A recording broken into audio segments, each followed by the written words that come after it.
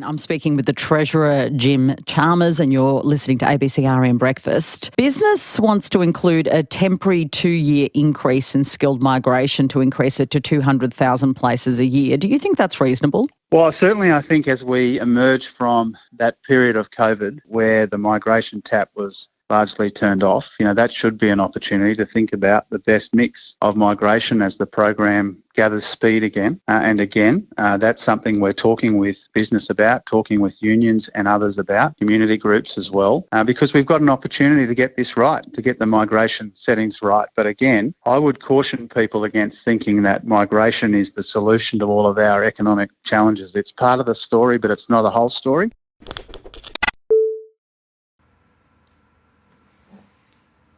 이민을 생각하시는 분들에겐 아주 단비 같은 문장이 재무부 장관의 입에서 나왔습니다. 이민의 상황은 호주 경제 상황과 굉장히 밀접해 있기 때문에 우리는 호주의 경제를 잘 한번 살펴볼 필요가 있습니다. 호주는 비자 산업이 경제에 굉장히 비중을 많이 차지하고 있는 나라이기 때문에 호주 경제 상황에 따라서 워킹홀리데이, 학생비자, 취업비자, 투자이민, 사업비자 등등을 통해서 영주권까지 이어지는 이런 쿼타라는 게 정해집니다. 특히 영주비자 같은 경우에는 다른 비자와는 달리 영주권 혜택이 나가야 되기 때문에 호주 입장에서는 좀 더 신중한 거죠. 호주가 이 비자 산업으로 계속적으로 욕을 먹고 있었던 게 영주권의 문턱은 계속 높여가면서 임시 비자자들만 죽어나도록 써먹는 그런 시스템 때문이었죠. 근데 올해 5월달에 총선이 있었고 집권당이 바뀌었어요. 이미 문턱을 계속 높여온 지난 시간 동안은 자유당이 집권을 하고 있었고 스콧 모리슨을 마지막으로 노동당의 알바니지 총리가 당선이 됐고 이 새 총리는 임시 비자자들에게 왜 확신을 주지 못하나, 왜 좀 더 머무르게 하지 못하나, 임시 비자자들로만 노동력 문제를 장기적으로 해결할 수는 없다, 이런 얘기들을 했었어요. 총리로 당선이 되자마자 했던 얘기고, 그 다음에 제가 만든 영상 중에 이민성 전 차관보님의 얘기로 만든 영상이 있는데, 이때까지 이민성의 시스템이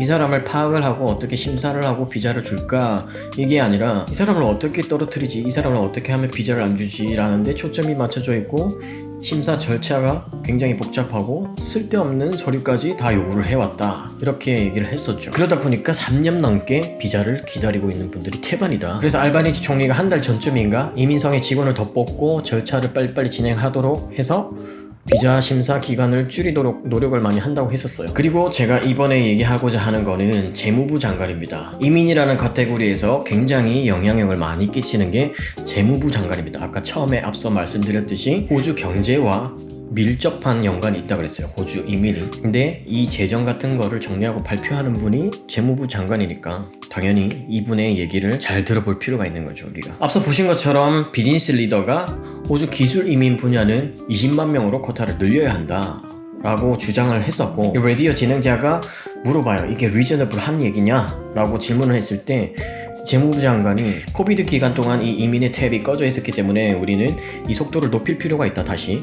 그러니까 빨리빨리 속도를 올려서 예전으로 돌아가야 된다는 얘기잖아요. 그렇지만 이 기술 이민만을 가지고 모든 것을 해결하려고 하면 안 된다 라고 조심스럽게 얘기를 했습니다. 원래 기술 이민 분야에 9만 6천 명을 내놨었어요. 근데 20만 명을 늘린다는 거는 2배 이상 늘리는 거죠. 엄청나게 늘리는 겁니다. 아시는 분은 아시겠지만 호주가 지금 최악의 인력난을 겪고 있습니다. 50년 만에 최악이래요. 그 정도로 사람이 없고, 그러다 보니까 얘기를 들으신 분은 아시겠지만은 청소 일을 하는데 연봉이 12만 불까지 찍힌답니다. 그러니까 한국 환전하면은 1억, 연봉 1억이 넘는 거죠. 그렇게 해도 사람이 없다는 거죠. 청소하러 오시겠습니까? 어쨌든 이 비즈니스 입장에서는 사람이 있어야 장사를 하니까 인력을 보충하자, 그래서 20만 명으로 늘리자, 이렇게 어필을 한 거고요, 정부 측에다가. 정부 입장에서도 많이 늘려야 되는 건 알고 있는데 이게 쉽지만은 않다, 많은 대화를 해봐야 된다. 그래서 9월달에 아주 중요한 일이 있어요. Job Summit이라 해가지고 이제 Job 정상회담 같은 거예요. 정부 측, 그리고 노조, 유니온 측, 그리고 비즈니스 리더, 그리고 그 밖에 다른 여러 가지 커뮤니티들과 같이 회의를 하겠답니다. 그래서 호주의 지금 거래, 급여, 생산 이런 부분을 잘 파악을 해가지고 10월 달에 예산안을 다시 발표를 할 거라고 합니다. 그래서 9월 달에 이 회의가 굉장히 기대가 되는 거죠. 아마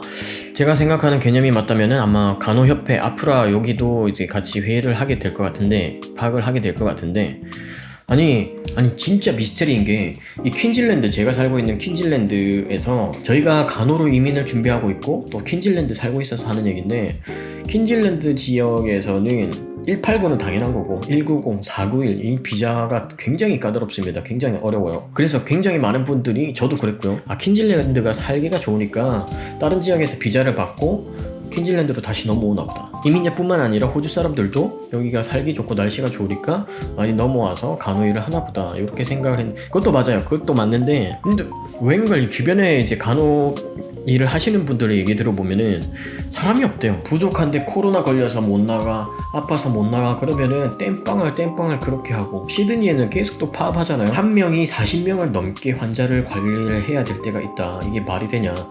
그런 거 보면은 호주 전체적으로 시스템 자체가 원래 좀 그랬던 것 같긴 해. 좀 열악했던 것 같긴 해요. 근데 이렇게 일손이 부족한데 간호로 이민을 받는 게 굉장히 까다로운 이유가 간호협회랑 정부랑 또 부딪히니까. 간호사는 부족한데 호주 간호사들 입장에서는 사람 목숨 가지고 일을 하는 직업인데 말이 안 통하고 경력이 부족하면은 같이 일을 하기가 어렵다 이거예요. 그래서 계속 이제 이민상에다가 어필을 하고 교육계부터 해가지고 그래서 테이프도 원래 6.0이었는데 7.0으로 입학 점수가 올라가고 막 그랬던 거죠. 그래서 이 과정을 10년 정도 거치다 보니까 너무 이렇게 올라간 거지. 근데 이번 회의를 통해서 좀 원만하게 얘기가 잘 돼가지고 간호사가 많이 부족하니까 어떤 좋은 해결 방안이 나왔으면 좋겠어요. 근데 제가 좀 이따 얘기할 건데 퀸즐랜드 주정부 후원 비자 조건이 발표가 됐어요. 나와 있어요 지금. 근데 참담합니다. 거의 똑같다고 보시면 돼요. 아무튼 좀 이따 얘기를 하기로 하고 아직 저는 이제 9월달 회의가 되기 전이라서 그렇다라고 생각하고 싶어. 아무튼 다시 돌아와서 9월달에 이 회의를 해가지고 10월달에 예산안을 발표를 합니다.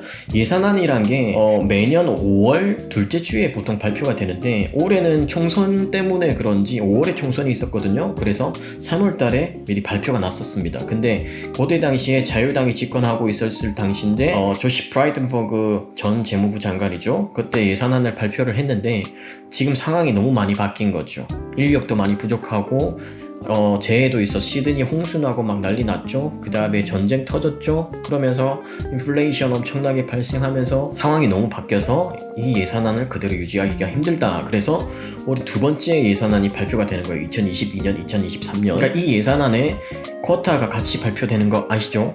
그러니까 이민자를 몇 명 받겠다 하는 게 지난 3월에 원래 발표됐던 거는 이제 16만 명이었고 기술 이민이 아까 말씀드렸듯이 9만 6천 명이었어요. 근데 지금 20만 명 계속 받아야 된다는 얘기를 했고 그게 지금 합리적이기 때문에 납득이 되는 상황이기 때문에 기대를 해봐도 좋겠다라는 생각을 합니다. 부디 얘기가 잘 돼서 10월달 쿼타가 발표됐을 때 20만 명 이렇게 숫자가 딱 찍혀있기를 기대를 하면 안 돼. 그쵸? 뭐 우리가 한두 번 당합니까? 호주 이민서 기대하면 이제 나올 때까지 나온 건 아니야. 그죠? 지금 막 이런 얘기들이 나오고 있지만 퀸즐랜드 발표 난 거 한번 봅시다 이제. 자, 마이그레이션 퀸즐랜드 사이트에서 제가 여기 조건 나온 거 찾았어요. 190491 그러니까 주정부 후원이죠. 이렇게 보시고 491 들어가는 분들 지역 우편번호 이렇게 나와 있어요. 그 다음에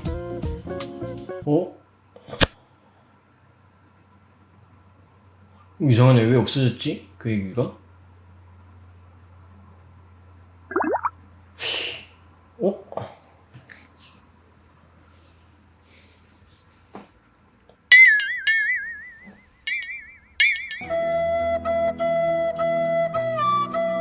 제가 오늘 영상 찍으려고 아까도 확인을 한번 했거든요. 근데 아까랑 지금이랑 달라. 설마 내가 잘못 찾았겠죠? 자, 불과 몇 시간 전에 그냥 똑같은 페이지를 확인했거든요. Home Affairs Criteria Requirement 해가지고 이게 그러니까 호주 전체적인 조건이에요. 그러니까 이거는 이제 여러분 아시다시피 기본 조건이잖아요. 이민 점수 65점 이상. 그 다음에 직업군 해당되는 거 만 45세 이하. 그 다음에 Competent English 하면은 6.0이거든요. 그러니까 이거는 기본이야. 기본이고 아까는 분명히 여기 Migration Queensland Eligibility Criteria 해가지고 Home Affairs Criteria 조건에 부합하면서 퀸즐랜드 거기에 맞춰야 된다. 근데 지금 뭐라고 나와 있어요? 2022년, 2023년 프로그램이 오픈이 될 때 다시 퍼블리시 될 거다.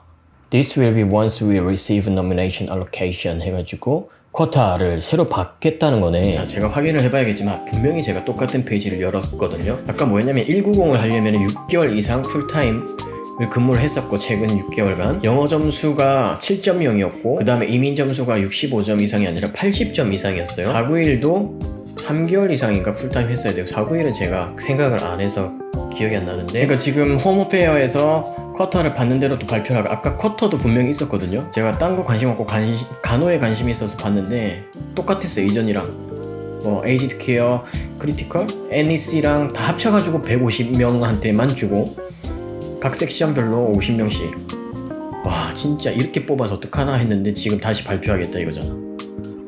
아무튼 맞는 것 같아요. 제가 100% 확실한 건 아닌데 맞는 것 같아요. 지금 다시 하려고 지웠어, 이 부분을. 갑자기 텐션이 올라가서 죄송합니다. 아무튼 확인해서 고정 댓글로 남기거나 아니면은 다음 영상에서 다시 한번 찾아서 얘기해 보도록 하겠습니다. 오늘 영상은 재무부 장관이 이런 기분 좋은 얘기를 했다. 이제 올 연말에 더 확실한 기분 좋은 얘기를 기대해 봅시다. 이런 얘기로 마무리 짓겠습니다. 이민을 준비하시는 분들 힘내시고 화이팅 하시기 바랍니다. 좋은 소식 기대하면서 오늘 여기까지 하겠습니다. 감사합니다.